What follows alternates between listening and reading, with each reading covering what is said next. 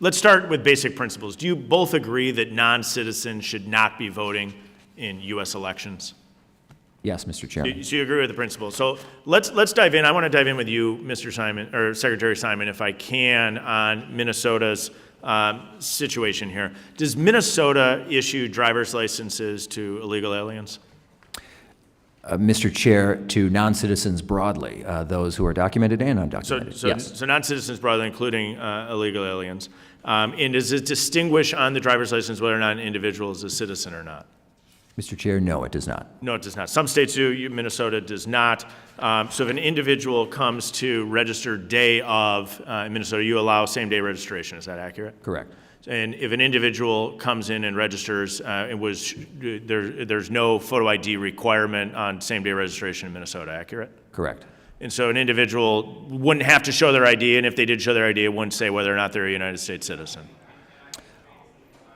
Mr. Chair, I'm hesitating only because there are certain circumstances that might be different from that, but I take the meaning of your question. Yes, it's not required. Right. In Minnesota, you have a vouching opportunity as well. That's right. And so an individual who is registered to vote in Minnesota could show up with up to 8 individuals and vouch for them. Is that accurate? Yes, but they are only vouching for where they live, not their citizenship or age, only their Right, because residence. it's not asked, right?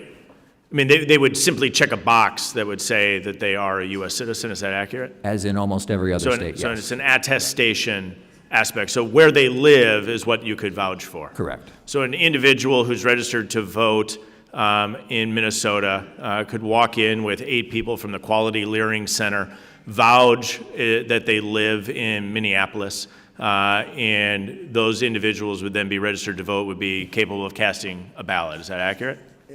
Not quite, almost. I would say they have to live in the same precinct and they have to swear an oath, and that's all. Well, they would have to swear to that, right? I mean, Right. the one person could vouch for up to 8 individuals Correct. that is the case. Just as to residents, that's true. Right. And so then the concern is whether or not people are doing this inaccurately. So let's look at a case that just came to the forefront in your home state of Minnesota. An individual from Fillmore County has now been charged with voting illegally. That's the right. individual was sent, according to the reports, was sent voter registration material following obtaining a driver's license, which is required under federal law that the state of Minnesota does that. Is that correct?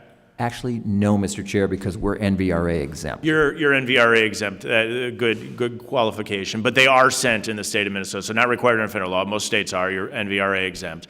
But you do send voter registration, the state of Minnesota sends voter registration material to every individual that registers, that obtains a driver's license? No, Mr. Chair, actually, that's not how the system works. And I would just say, as to the news report you're flagging, this individual said things that is reported to have said things that just aren't true, that he was sent some sort of, application that is not the state of the law, was not the state of the law when he is alleged to have registered to vote in 2023. So I think he got that wrong, but no, we have a back-end AVR, automatic voter registration system, and the only folks who are eligible to even be in the pile to be considered to be registered to vote are those who produce citizenship affirming documentation at the time they apply for that ID. What citizenship affirming documentation will they provide?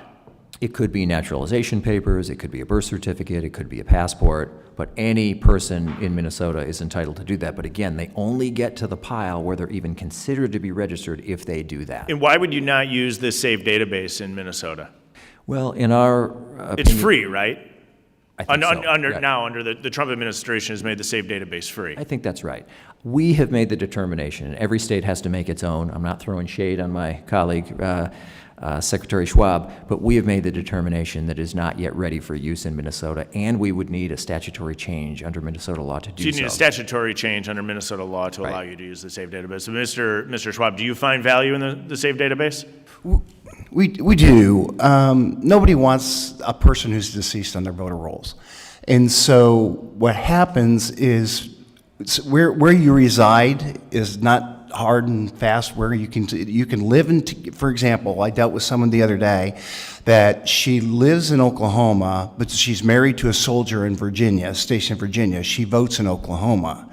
Well, if she were to die in Virginia, there's no way for us to know that she died there, so they would stay on So the you voter find rolls. value in using So the state yeah, so database. that's why we end up with so many, because we haven't done this for over 10 years, and these people had died in other states, and so then we send it to the county. The county reaches out to the family or does research to find an old bid. Cognizant of the time, because I want to make sure all my colleagues get their questions in. I think there's real value in the SAVE database, and I hope Minnesota makes a decision to utilize it.